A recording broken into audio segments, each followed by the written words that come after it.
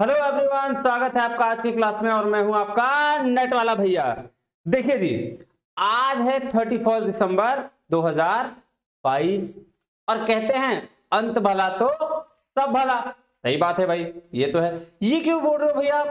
क्योंकि आपको पता है आपका जो एग्जाम था यूजीसी नेट दिसंबर 2022 का, उसकी डेट्स आ गई हैं। और क्या हुआ है, उसके साथ साथ आपके जून 2023 की भी डेट्स अनाउंस कर दी गई हैं, है ना।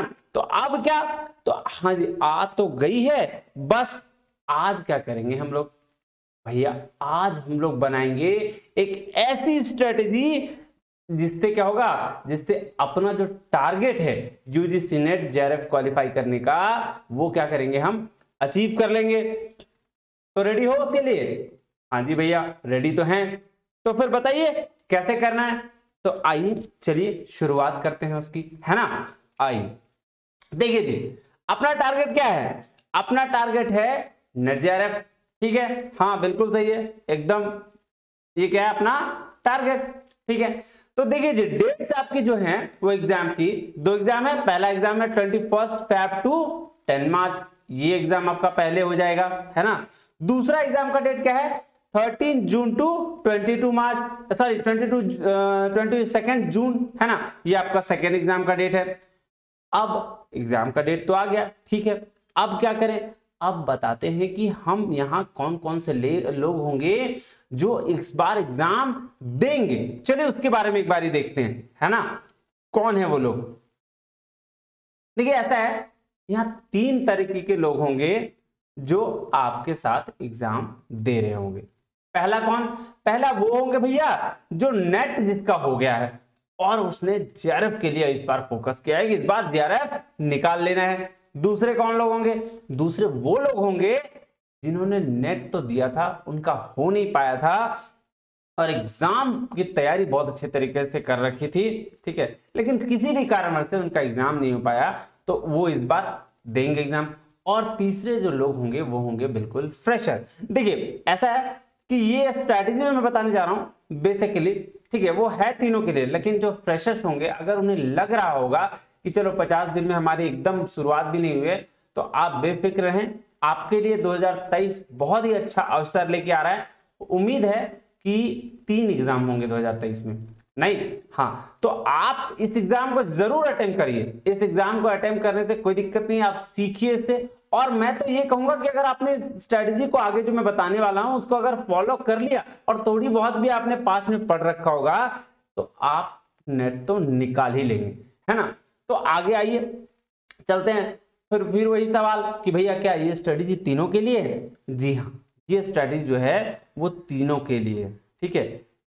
अब तीनों के लिए है तो क्या ये दोनों एग्जाम के लिए? नहीं, ये जो मैंने फोकस कर रखा है, ये फोकस कर रखा है पहले वाले एग्जाम पे, फर्स्ट एग्जाम पे। उसके बाद हम उस दूसरे एग्जाम की अब बात करेंगे। तो देखिए जी, पहला एग्जाम में अभी आपके आज है 31 दिसंबर और कल से लेकर आपके पास कितने दिन है? 51 डेज है। 51 डेज, हाँ, 1 जनवरी से 20 फरवरी तक। नहीं, ये आपको स्क्रीन पे दिख रहा होगा, ये देखिए 1 जनवरी से 20 फरवरी तक। भैया कल भी ऐसा क्या? कल 1 जनवरी है, अच्छा ठीक है, कोई बात नहीं। आप कल का जो समय है वो अपने पेरेंट्स के साथ रहिए, पेरेंट्स के साथ बिताइए, सोचिए समझिए, एंजॉय करिए। लेकिन ये ध्यान रखिए कि आपके अगले 50 दिनों के बाद एग्जाम होने वाला है और फिर आपको क्या करना है? फिर आपको इस 50 दिन को डिवाइड करना है किस स्ट्रक्चर में? 30, 16 और 4 के स्ट्रक्चर में। भैया ये क्या है? ठीक है, मैं बता रहा हूं ये एक ऐसी स्ट्रेटजी है जिसे आप अगर एक बार पढ़ोगे ना, एक बार पढ़ोगे और उसका रिवीजन 2 बार भी कर लोगे तो भी इतने दिनों में कंप्लीट हो जाएगा। क्या आप सही बोल रहे हो? क्या आप सही बोल रहे हो? क्या भैया आप सही बोल रहे हो? नहीं भैया, ऐसा है, हम यहाँ सोच रहे हैं कि पढ़ाई कैसे कर रहे हैं और आप कर रहे हैं हमारे साथ मजाक। नहीं जी, मैं बिल्कुल भी मजाक नहीं कर रहा। अगर आप लोगों की बात जहां तक आती है, मैं उसमें मजाक कर ही नहीं सकता। तो कैसे करें आप बताइए, कैसे करें ये चीज? आइए जी इसको जानते हैं, है ना। आइए शुरू करते हैं। तो फर्स्टली देखिए, आप क्या करें, आप अपने पेपर्स को छोटे छोटे यूनिट्स में डिवाइड करें। कैसे करेंगे डिवाइड, क्या है सब यूनिट डिवाइड करें, आइए इसको भी जानते हैं। ठीक है, देखिए आपको पता है कि आपके दो पेपर्स होते हैं, नहीं? कौन कौन से? एक तो पेपर 1 जो 50 क्वेश्चंस का होता है, एक पेपर 2 जो 100 क्वेश्चंस का होता है। तो पहले पेपर 1 की बात करते हैं। देखिए पेपर 1 को 3 पार्ट्स में डिवाइड कर लीजिए। पहला पार्ट, फर्स्ट पार्ट क्या हो जाएगा जी? फर्स्ट पार्ट इसको कहते हैं कंसेप्चुअल पार्ट, जहां पे आपको सिर्फ कॉन्सेप्ट्स लगाना है, आपके दिमाग लगाने, पढ़ना है, समझना और आंसर्स करने होते हैं। दूसरा जो पार्ट है इसको कहते हैं स्टैट्स पार्ट। एक मिनट रुकेगा, ये है स्टैट्स पार्ट, जिसमें क्या पढ़ना है आपको, रखना है हायर एजुकेशन, पीपल एनवायरनमेंट और लॉजिकल। देखिए ऐसा है, हायर एजुकेशन, पीपल एनवायरनमेंट आपको सिर्फ और सिर्फ स्टैटिस्टिक्स बेस्ड होता है। तो इन दोनों से निपटने के लिए, इन दोनों से सबको से थोड़ा अगर बोर हो जा रहे हैं तो उसको सही करने के लिए आप, मैंने यहाँ पार्ट रखा है लॉजिकल। लॉजिकल स्टैट्स नहीं है, लेकिन लॉजिकल एक ऐसा यूनिट है जिसको अगर आप पढ़ोगे तो आपको बहुत मजा आएगा। एक यूनिट, एक आपका टॉपिक कवर करने में 10 से 15 मिनट, 20 मिनट में एक टॉपिक कवर हो जाएगा, अगर आप रिवीजन कर रहे हो। नई बार पढ़ रहे हो तो नहीं, रिवीजन कर रहे हो, समझ रहे हो तो ठीक है जी। और फर्स्ट में आपको क्या क्या रखना था? फर्स्ट में रखना टीचिंग, रिसर्च, आईसीटी और कम्युनिकेशन, हो गया फर्स्ट एंड सेकंड। और थर्ड वाला जो पार्ट है वो पार्ट इसको बोलते हैं प्रैक्टिस पार्ट। कहते हैं ना, practice makes a man and women both perfect.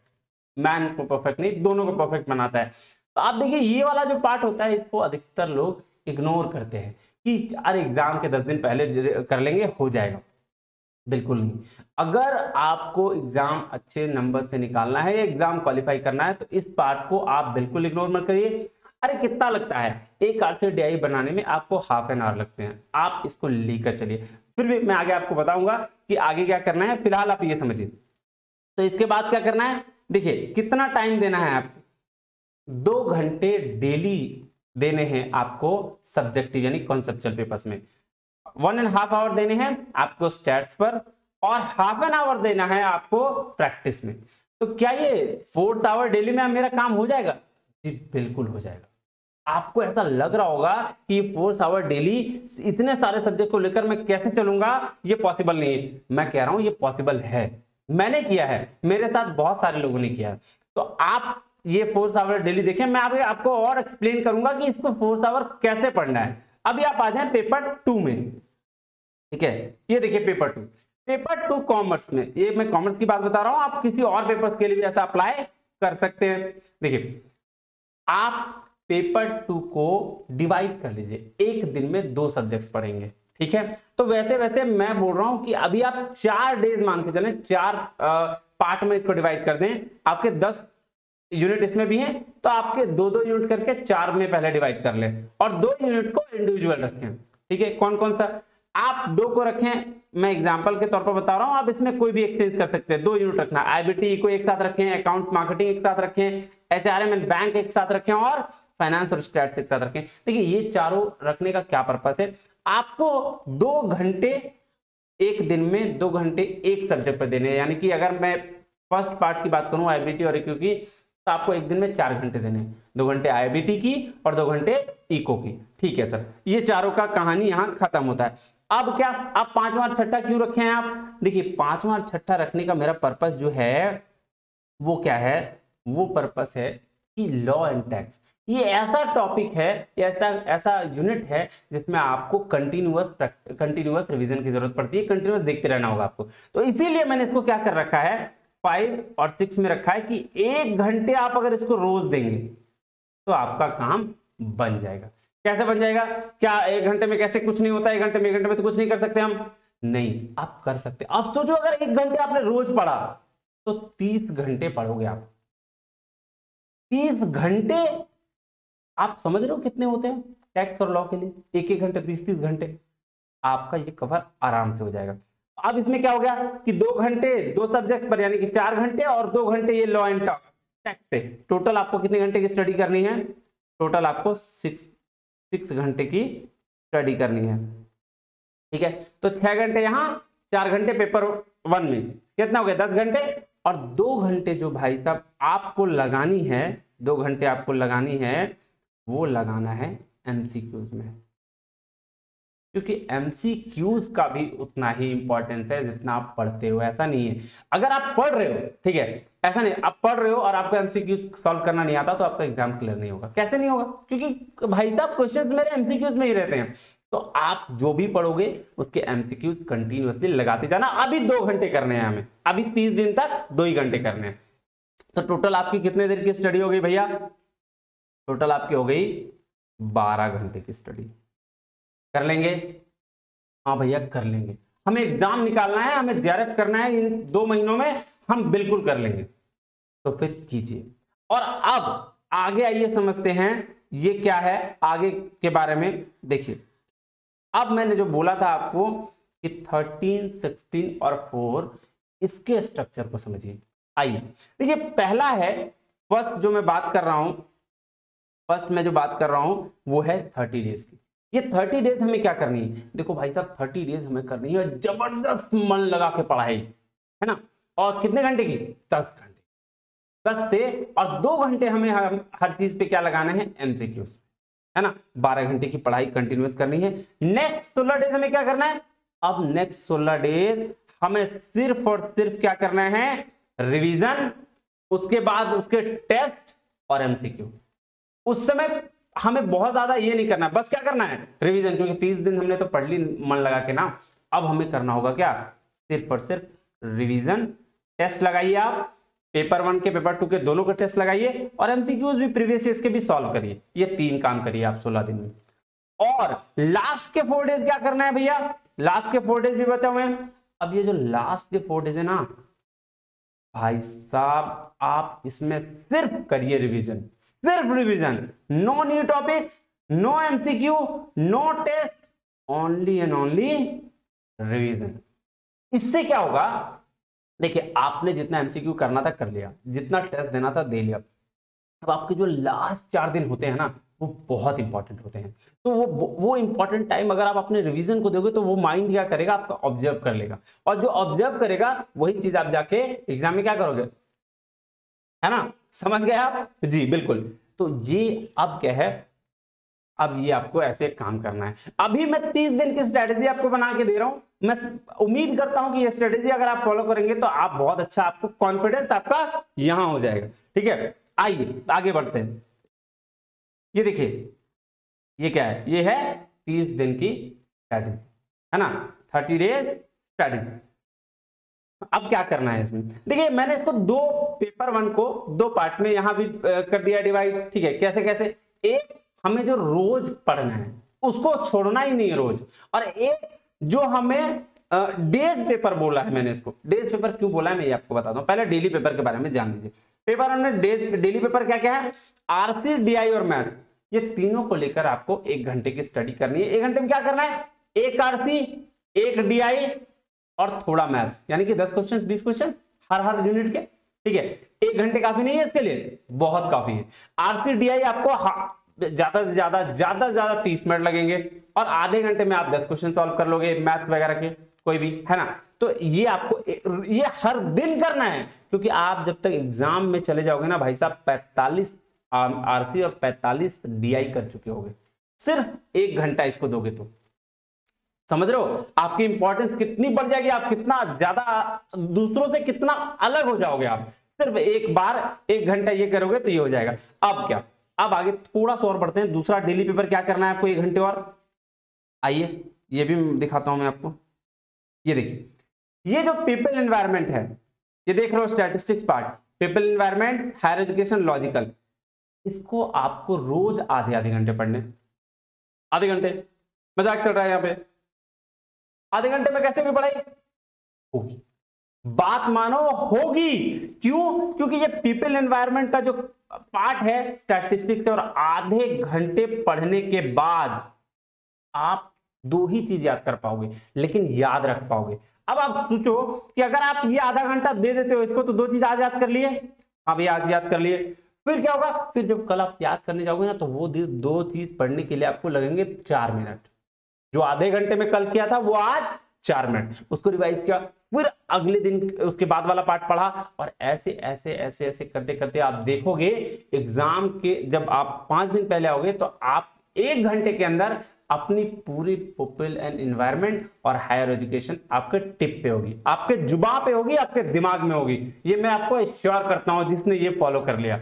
Logical तो फिर भैया लॉजिकल का टाइम कहां गया? मैंने बोला कि लॉजिकल आप या तो ऐसे कर सकते हो, ऑल्टरनेट डे पे पढ़ सकते हो, या 10 मिनट 5 मिनट उसी में से निकाल के आप दे सकते हो। लॉजिकल के लिए एक्स्ट्रा टाइम अभी देने की जरूरत नहीं है, फिलहाल 30 दिन वाले स्ट्रेटेजी में, ठीक है। अब क्या करें, ये तो हो गया आपका, देखिए कौन कौन सा पार्ट हो गया, ये एक हो गया आपका प्रैक्टिस पार्ट, और एक हो गया स्टैट्स पार्ट। अब आ जाइए डेज पेपर में। डेज पेपर क्या है? ये है कॉन्सेप्चुअल पेपर। अब आपके पास टोटल कितने दिन मैंने बोला? 30 डेज। 30 डेज में 6 डेज आप करिए 2 घंटे की स्टडी एक पेपर की। जैसे मान लेते हैं टीचिंग हमने उठाया, तो 6 दिन कंटिन्यू आप टीचिंग पढ़े, और 1 दिन उसके बाद लास्ट में रिवीजन कर लिया, 7 दिन खत्म। इसी तरह से अगर आप चारों पेपर करेंगे, टीचिंग, रिसर्च, है ना, टीचिंग, रिसर्च, आईसीटी और कम्युनिकेशन, ये अगर चारों करेंगे तो आपको लग जाएंगे 28 दिन, फिर भी 2 दिन आपके पास बचेंगे।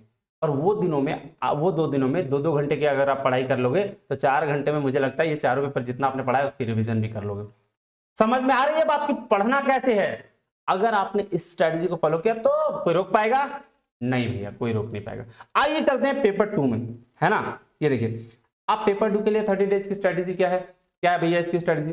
देखिए, इसके लिए भी मैंने वही किया है कि डेज पेपर और डेली पेपर। आपको लॉ एंड टैक्स को रोज पढ़ना है, मैंने आपको पीछे बताया, लास्ट इससे पहले भी, लॉ एंड टैक्स को 1-1 घंटे रोज देने हैं।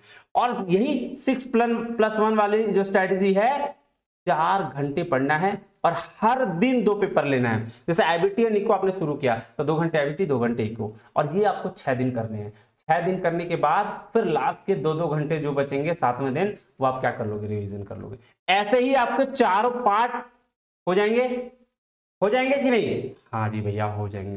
तो ऐसे ही आपको स्टडी करना, और लास्ट में फिर वही 2 दिन बचेगा, और उन 2 दिनों में आप फिर से क्या कर लोगे? रिवीजन कर लोगे। तो देख रहे हो, ये जो 30 डेज की स्ट्रेटजी है, इसमें अगर आप एक बार नजर फेरो नजर, आप पूरा बैठना और इसको एक बार लिख लेना, और लिखने के बाद मुझे बताना कि अगर ये मैंने फॉलो कर लिया तो आपका क्या कुछ बचेगा क्या? मुझे तो नहीं लगता। आप एक बार लिख के बताना मुझे, और ये बातें आप मुझे मेरे व्हाट्सएप नंबर पे कर सकते हो, है ना। उस पे आप मुझे कमेंट मैसेज करके बताना, ठीक है। और क्या इससे फायदा कि भाई साहब, इस स्ट्रैटेजी के बाद मैं फिर आपको 30 दिन के बाद मिलूंगा आपके 20 दिन की स्ट्रैटेजी के लिए, ठीक है। हाँ जी, रेडी हो, तैयार हो? जी भैया, बिल्कुल तैयार है। तो चलिए, आज के लिए इतना ही, और फिर मिलते हैं अगले वीडियो में, जो आपका डिस्कशन होगा, जिसमें पेपर 1 और 2 के सिलेबस की, और कल से कंटिन्यूअस, यानी कि 1 जनवरी से एकदम कंटिन्यूअस वीडियोस आएंगी पेपर 1 पेपर 2 की। आप हमारे साथ बने रहिए। तब तक के लिए धन्यवाद। जय हिंद।